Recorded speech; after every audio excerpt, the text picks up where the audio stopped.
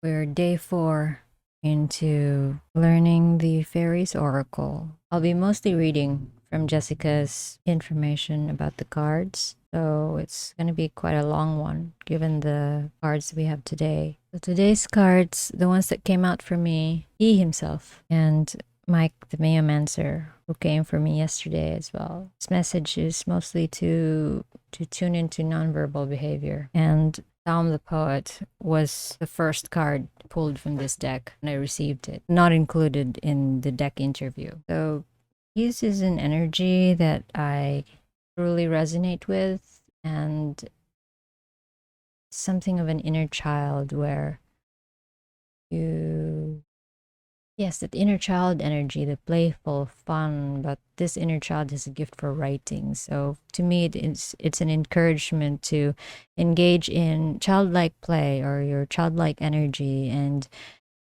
tap into your innate creativity. And he's a poet, so he's into writing and he expresses his creativity in written word. He's mischievous as well, so he's a fun one. I like his energy a lot, and I love that he came out because same day that Tom the Poet came out in my reading was also the day I decided to do this vlog style oracle journal. So those are significant. To me, these two cards signify tapping into innate creativity and to mind the details through not so much as read between the lines, but tap into my knowledge, notice the small details. And so I'm going to read the card for himself and see how it looks absolutely magical in this light. And Brian Froud painted him in such a way that he looks like he's really staring deep into your soul and he's glowing. And he forces you to pay attention.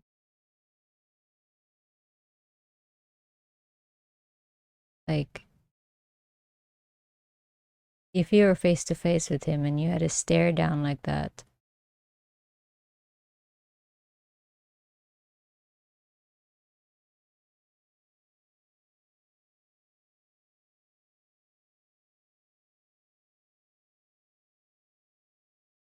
I think you get my point.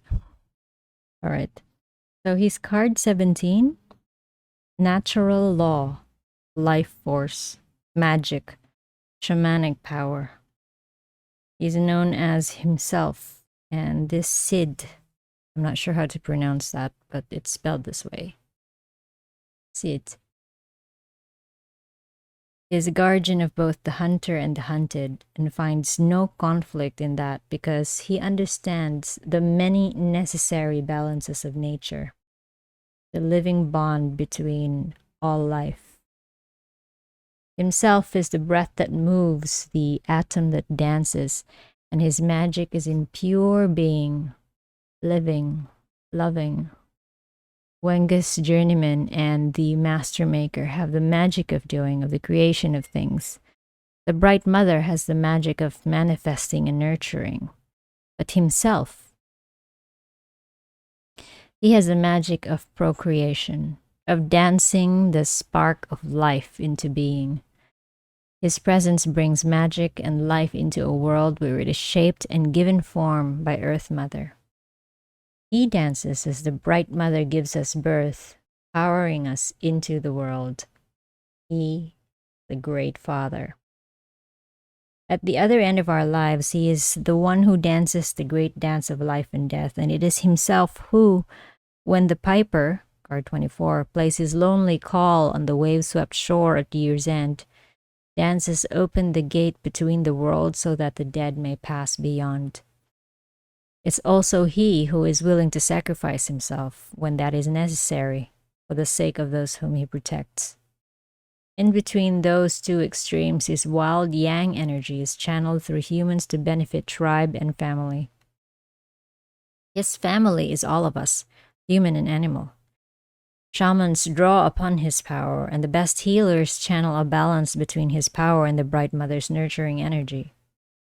Even as our hearts beat within us, we learn to meditate the life force through joyful being and action. Expressing this power through healing and love and trust, we become more like himself.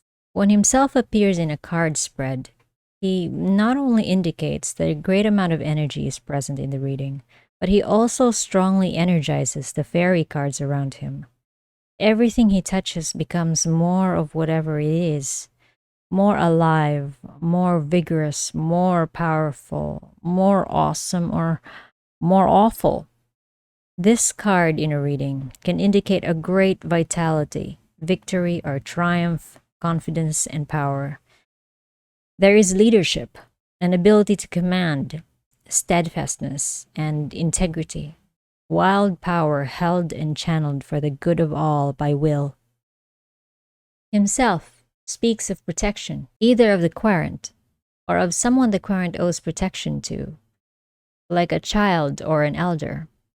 Acceptance of paternal responsibility is important, as are deep and committed relationships.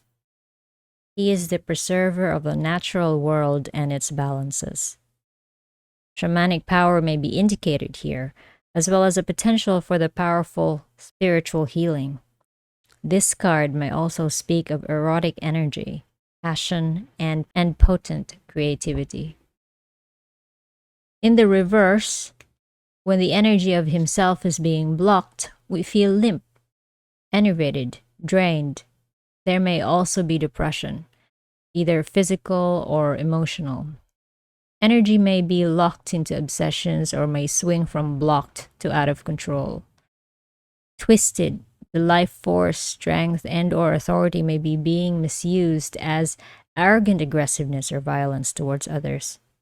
When this card is reversed in a reading, careful and prayerful consideration needs to be given to how the energy can be rechanneled into its naturally creative and protective mode.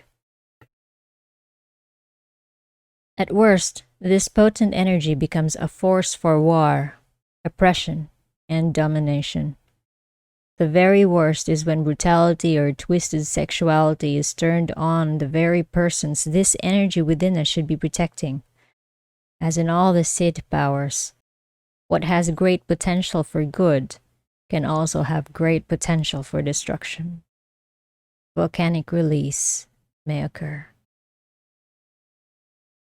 That's a truly powerful card.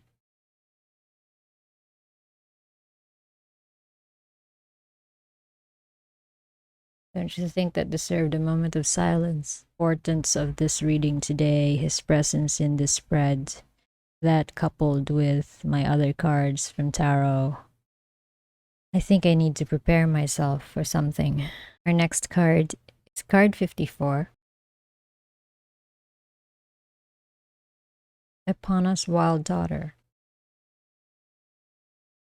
One of the cards I was drawn to because of the owl. This card is among the Fairy Challenger group as well. It's like I have a section here that's warning, is what it feels like. But then on the other hand, I have a section that's also lighthearted and playful, or to be mindful of something to be taken seriously. Card 54, Epona's Wild Daughter.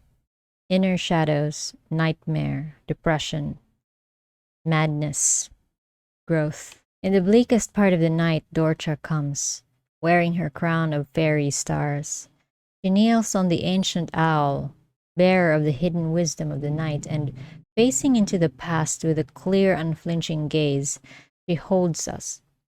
We are immobile, inwardly focused by her comforting yet implacable light-filled hands. She asks riddles that often seem impossible to answer at first, and yet she'll not let us go until we find the solutions within ourselves. She's one of the great teachers of fairy, but her method of teaching makes Socrates' questions look like child's play. We must expect this of Dorcha because her lessons are about the shadow side of ourselves, the things we fear, our insecurities, self-doubts, and denials. She is a practitioner of tough love therapy. Dorcha is the wild daughter of Epona, lady of the horse and the moon, and she takes us through the dark, hidden side of ourselves and into healing and fulfillment. From the temporary madness of rage, premenstrual tension, or great stress to the deeper and longer psychosis, she drives us on the journey through our internal hells. When we complete the journey, we are transfigured and transformed, transcending our old selves. We can never be frightened by that darkness again, whether our own or that of others. But until that journey is fully complete, we exist in a state of vulnerability, which is where most of us are most of the time. Notice, please, that it is she and not her more gentle sister Laced who wears the crown of stars, a mark of service, compassion, and great wisdom. Dorcha's element is moonlight, the fifth element, which tempers and tests the spirit. Through her teaching, our inner conflicts and struggles become, as they are resolved, our greatest strengths. Epona's wild daughter Dorcha is the Sphinx, whose riddles must be answered lest we otherwise be destroyed by our own internal conflicts. Dorcha reminds us that we cannot go forward until we have faced something buried within us that's holding us back. Her presence in a reading tells us that finding and working through this is a task of some urgency. We can expect help in this from other people, from the fairies, and from our dreams, but we must be open to these difficult questions and answers and be ready to face things about ourselves that are not as we would wish them to be. She urges us to heal the unresolved issues about who we really are and what we truly want to be. This is part of the required course in Self-Transformation 101 that we are all enrolled in here on planet Earth. The answers to her riddles often come in a sudden burst of enlightenment, like the solution to a Zen koan.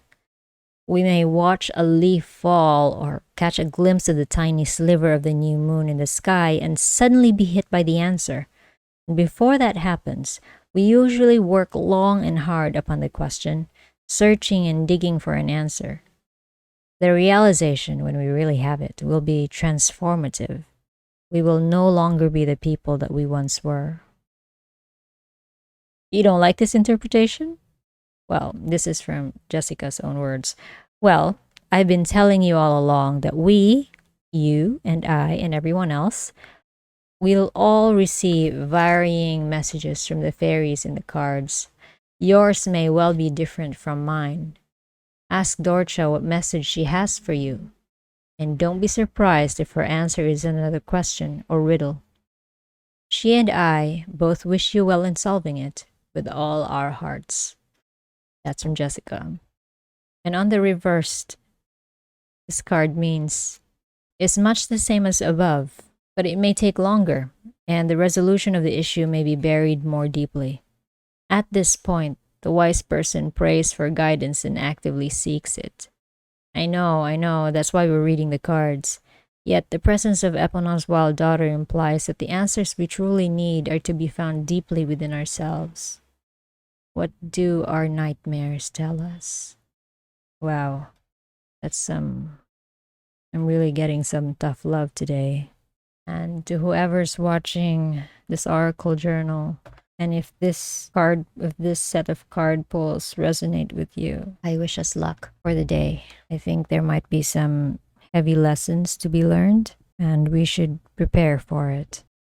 Because with himself and Epona's wild daughter, things may be playful with these two.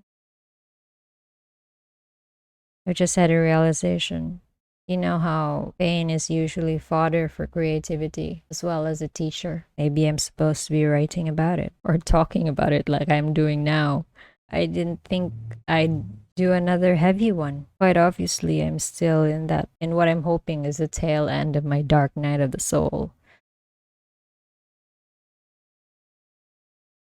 Himself and Epona's wild daughter. Oh, I must also mention at the bottom of the deck is She of the Kruak, and she is the Great Mother. I've got both himself, the equivalent of the Divine Masculine, and the Divine Feminine. All right, thank you for joining me today. I wish us all luck.